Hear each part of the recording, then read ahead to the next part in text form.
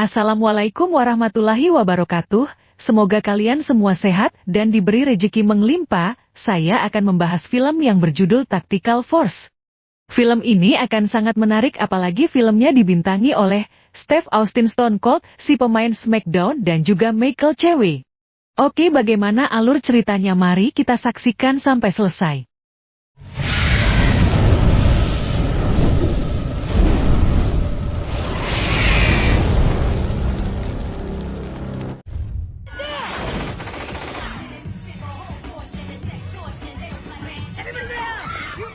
Di awal film diperlihatkan beberapa penjahat yang sedang merampok di sebuah supermarket. Bahkan tak segan dari mereka menyandera orang-orang yang ada di sana. Selama di luar sudah banyak polisi yang sedang berusaha menangani kasus perampokan tersebut. Namun ketua perampok itu mengancam akan menghabisi Sandra jika para polisi tidak mau menuruti keinginan mereka. Tak lama kemudian datanglah Kapten Sweet bernama John Ted yang langsung mengambil alih telepon itu. Kapten John mengatakan kepada si perampok kalau ia dan ketiga anak buahnya akan menghajar kalian.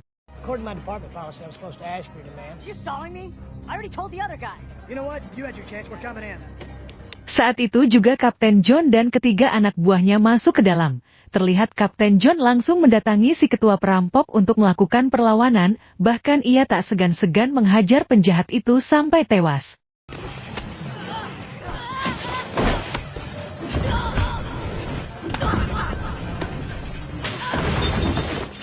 Sementara anak buah Kapten John bernama Hans sedang melobi satu penjahat hingga ia juga berhasil menghabisi perampok itu dengan cukup mudah. Bukan hanya Hans, kedua anak buahnya yang lain ternyata mampu juga menghabisi para penjahat.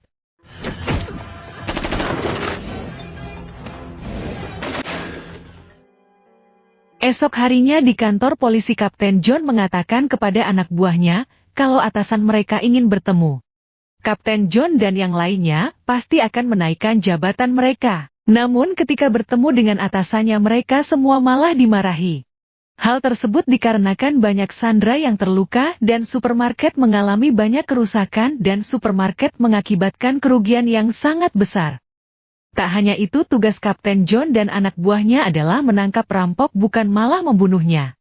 Oleh sebab itu si atasan akan menghukum mereka dan membebas tugaskan tanpa digaji dan wajib mengikuti pelatihan pembebasan Sandra yang benar.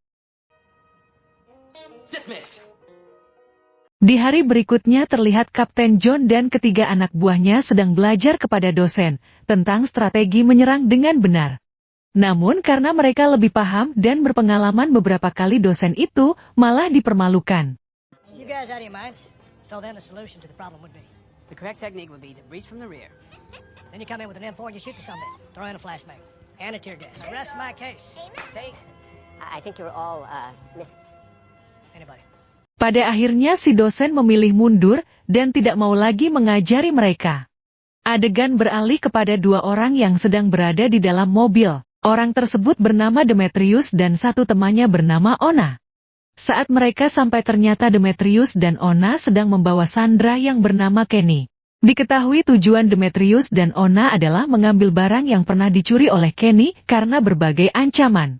Akhirnya Kenny mengaku kalau barang tersebut ia simpan di dalam hanggar. Kenny juga sempat mengatakan bukan hanya Demetrius dan Ona yang sedang mengincar barang tersebut. Setelah itu Demetrius membawa Kenny masuk ke dalam hanggar dan menyuruh Ona memasukkan mobilnya. Ketika di dalam, Demetrius langsung memaksa Kenny memberitahu di mana letak barang tersebut. Namun tak lama kemudian ada sebuah mobil menghampiri mereka hingga saling menodongkan senjata. Bernama Dodi beserta satu anak buahnya, ternyata Dodi dan anak buahnya tak menginginkan barang yang disembunyikan Kenny. Mereka yang terus menodongkan pistol akhirnya sepakat untuk melakukan diskusi. Namun saat itu juga mereka dibuat kaget setelah mendengar suara sirin polisi yang mendekat ke hanggar tersebut hingga pada akhirnya mereka memutuskan untuk bersembunyi di belakang. Ternyata suara sirin polisi itu berasal dari kelompok Kapten John yang akan melakukan latihan pembebasan Sandra. Sesampainya di sana mereka pun masuk. Lalu naik ke atas sampai melakukan tembakan sebagai upaya porsi latihan. Demetrius dan Dodi terheran-heran kenapa para polisi itu sampai melancarkan tembakan. Mereka menyangka kalau di hanggar ini pasti ada kelompok lain yang juga mengincar barang yang mereka inginkan. Anak buah Dodi yang sedari tadi memperhatikan kemolekan Onah, ia nekat mengatakan hal yang tidak pantas merasa tersinggung. Onah langsung marah dan menghajar anak buah Dodi yang menyebabkan keributan. Ternyata keributan itu terdengar oleh kelompok Kapten John. Di sini si kapten menyuruh satu anak buahnya yang bernama Blanco untuk memeriksa keributan tersebut. Saat Blanco turun ke bawah anak buah Dodi tanpa pikir panjang langsung menghabisi Blanco. Hal tersebut sangat disayangkan Demetrius karena ternyata Blanco hanya membawa senjata peluru karet. Ya artinya para polisi datang ke sana hanya untuk latihan. Di balik itu Kapten John dan dua anak buahnya bergegas ke bawah. Setelah mereka mendengar suara tembakan tinggal mereka berhadapan langsung dengan para penjahat itu.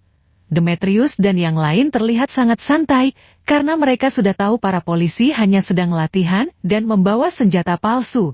Di sini Dodi mengatakan kalau satu polisi sudah mereka habisi. Kapten John yang menyadari timnya tidak akan bisa melawan memutuskan untuk kembali dan mengunci pintunya. Namun ketika mereka ke atas tiba-tiba mereka diberondong senjata oleh anak buah Dodi dan Onah.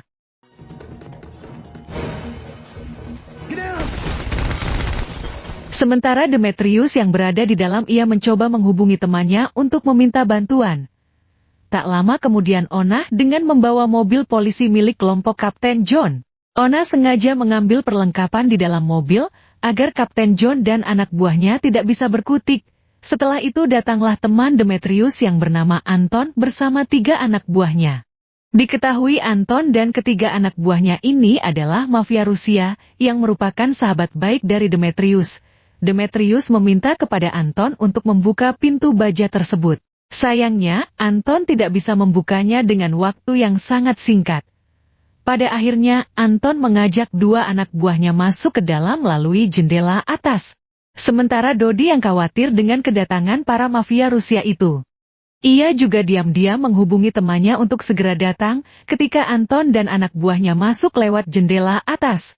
Kapten John dan yang lain ternyata sudah berada di balik pintu bawah. Saat itu Kapten John nekat berlari ke arah mobil untuk ambil peralatan yang mereka simpan di dalam mobil. Ketika berhasil memasuki mobil, Kapten John melihat Kenny sedang disandra. Namun tiba-tiba ia ditodong oleh satu anak buah Anton yang sedari tadi berada di sana. Beruntung Kapten John berhasil membalikan keadaan lalu menghabisinya. Di balik itu, Hans satu teman polisi wanitanya memutuskan untuk berpencar, karena mereka menyadari kalau para penjahat telah masuk ke dalam. Hingga di suatu waktu Hans harus bertarung dengan satu anak buah Anton. Beruntung Hans dengan mudah mengalahkan orang tersebut. Kembali ke Kapten John dan Kenny yang berhasil dipergoki oleh para penjahat tersebut. Saat itu juga Kapten John memutuskan kembali masuk dengan membawa Kenny. Sementara si polisi wanita yang berada di atas harus berduel dengan Anton. Anton yang berpostur tinggi besar tentu dengan cukup mudah melumpuhkannya, hingga saat Anton akan menghabisinya tiba-tiba Kapten John datang dan terjadilah baku hantam kembali.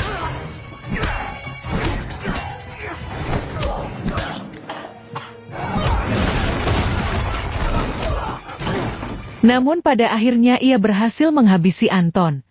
Di sisi lain Hans yang saat itu bersama Kenny juga harus bertarung dengan satu anak buah Anton yang tersisa. Namun dengan cukup mudah dan mampu mengalahkannya. Setelah semua berkumpul Hans sempat bertanya kepada Kapten John, siapa Kenny sebenarnya. Kapten John menjawab kalau Kenny ia temukan sedang disandera di dalam mobilnya. Namun saat percakapan itu berlangsung Kenny malah masuk ke ruangan. Lalu mengambil barang yang selama ini diperebutkan para penjahat. Saat itu juga, Kapten John mendatanginya sambil menodongkan pistol. Setelah mengetahuinya si kapten langsung memberitahu kedua temannya, dan sekarang mereka berencana untuk melawan penjahat dengan senjata yang berhasil dirampas. Namun Kenny mengatakan, kalau ia tahu jalan pintas untuk keluar dari tempat itu, telah ditunjukkan. Akhirnya mereka memutuskan untuk turun mengikuti Kenny. Di balik itu teman Dodi yang bernama Vero akhirnya datang untuk membantunya.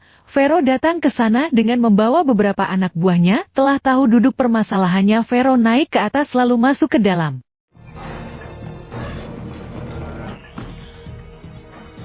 Singkat cerita, Vero berhasil membuka pintu baja dari dalam. Kemudian dia meminta anak buahnya untuk ikut mencari kelompok Kapten John.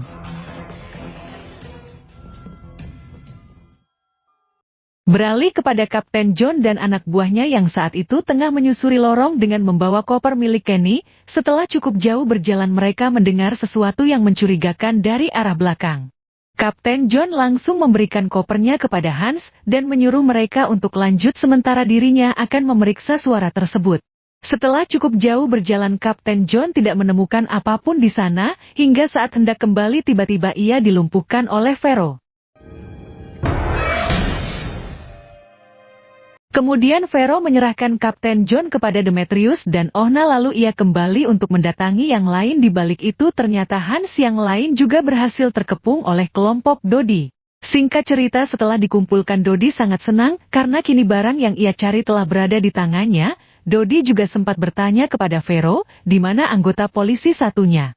Vero menjawab kalau Kapten John telah ia berikan kepada Demetrius dan Ohna.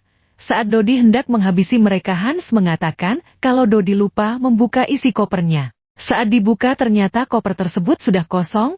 Kemudian Dodi langsung menghubungi Demetrius yang saat itu tengah menginterogasi Kapten John. Dodi mengatakan kalau barang yang ia inginkan tidak berada di dalam koper. Mendengar hal tersebut Demetrius pun mematikan teleponnya. Di sini Dodi yang takut barang itu sudah berada di tangan Demetrius. Ia pun meminta Vero dan yang lain untuk segera menghabisi Demetrius dan Ohna. Setelah Vero dan yang lain pergi, Dodi bertanya di mana barang tersebut berada, bahkan Dodi tak segan menghabisi Kenny di hadapan Hans dan teman polisi wanitanya. Hans yang takut rekannya akan dihabisi, ia langsung bersedia mengantar mereka ke tempat barang itu disimpan. Diketahui Hans menyimpannya di sebuah lorong ketika tadi berpisah dengan Kapten John. Saat itu juga Dodi memerintahkan anak buahnya untuk mengikuti Hans ke dalam lorong. Di sisi lain Anton dan anak buahnya mendatangi Demetrius untuk segera menghabisinya. Saat itu Demetrius sedang bersembunyi di balik mobil kepolisian. Demetrius yang menganggap Kapten John bisa membantu ia pun melepaskannya lalu berusaha kabur dengan mobil kepolisian hingga pada akhirnya terjadilah baku tembak disertai kejar-kejaran.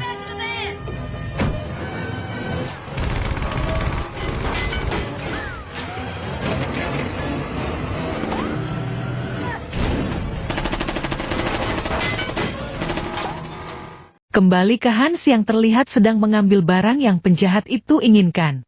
Namun tiba-tiba Hans menyerang orang tersebut sampai berhasil menghabisinya.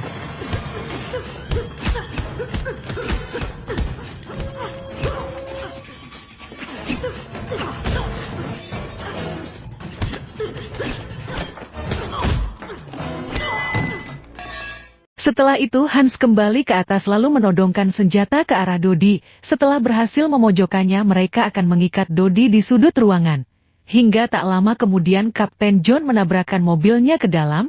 Kemudian terjadilah baku tembak dengan Vero dan anak buahnya.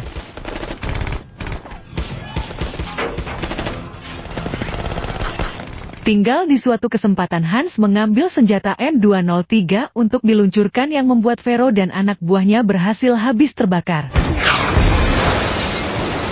Namun hal yang mengejutkan terjadi, Hans langsung ditodong senjata oleh Demetrius. Kemudian Demetrius menyuruh yang lain untuk berlutut termasuk Dodi. Setelah mereka semua terpojokan ia pun memerintahkan Ohna untuk menghabisi mereka semua, sementara dirinya pergi keluar untuk merokok sambil membawa barang yang ia inginkan. Karena tidak juga terdengar suara tembakan Demetrius pun masuk, keadaan sudah berbalik karena Vero ternyata berhasil selamat dari ledakan tadi dan diam-diam menyusup ke dalam. Sementara Ohna sendiri sudah pingsan terkapar. Dodi yang sudah mendapatkan barang tersebut, ia pun bertanya apa permintaan mereka sebelum dihabisi. Kapten John meminta sebelum ia dan timnya dieksekusi ia akan memasang penutup telinga. Merasa permintaan itu hanya sepele, Dodi dan Vero pun mengizinkannya.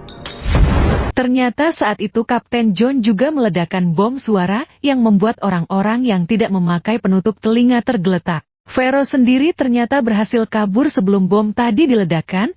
Menyadari hal itu Kapten John pun langsung berusaha mengejarnya hingga terjadi baku tembak. Namun ketika peluru mereka berdua habis yang mengakibatkan terjadilah baku hatam.